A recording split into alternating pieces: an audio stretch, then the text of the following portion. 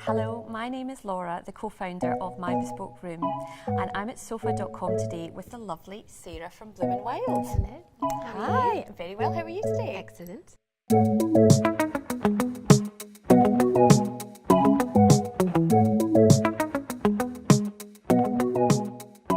So big question, Sara. Tell us how Bloom & Wild is transforming the flower industry.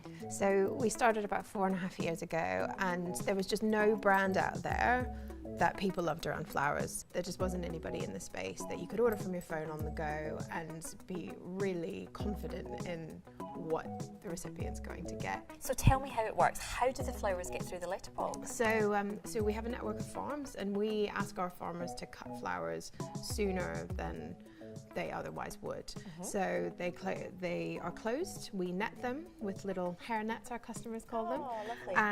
And they just go through the post, and when you receive them, you then trim the ends so that water can then get back into the stem, pop them into some water with some flower food, and then in 24 hours they bloom.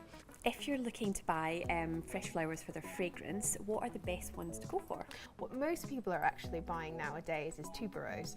We're in the right season for it. The fragrance is really beautiful, and it's come back in vogue again. It was really cool in like the 70s and 80s. It had a pause, and now tuberose is back again. So we're using it in lots of our bouquet designs as well, because it just adds quite a heady, romantic fragrance to a lot of our designs. So clear something up for me, please, Sara. Can you place flowers directly on your windowsill? So you can, if your windowsill doesn't have loads of direct sunlight coming in. So if it does, what it'll do is the sunlight will slowly evaporate the water out of the stems. And dare I ask it, what is your view on artificial flowers and mixing and matching with real flowers? I actually don't hate artificial flowers. We work with Nikki Tibbles from Wild at Heart, and she sells some really lovely artificial flowers in her shop.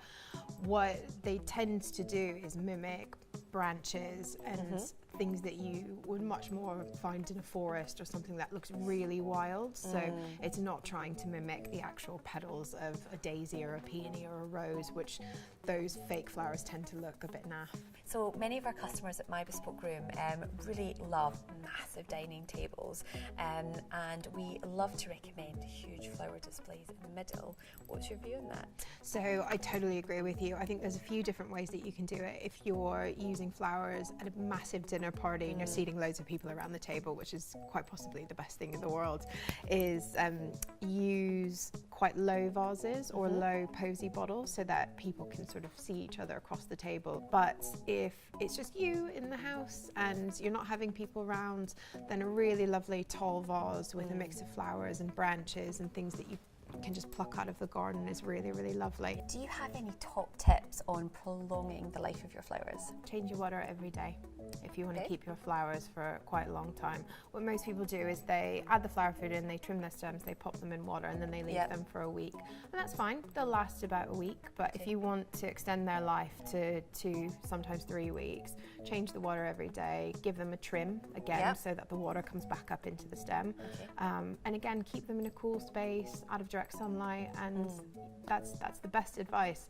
So what are the 3 essential vases that everybody should own? So we've got them here today, actually.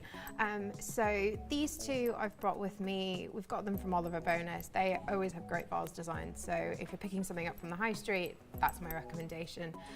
The one on my right-hand side is just quite a tall, slender vase. It's really good if you just go out into the backyard and you want to find branches or just some bits from the garden, pop them in. And then we've got a jug in the middle, which everyone has at home. Some sort of pitcher. You can use it for water, you can use it for flowers, you can use it for sangria. It's the time of year. And then the final one that we've got is a pickle jar.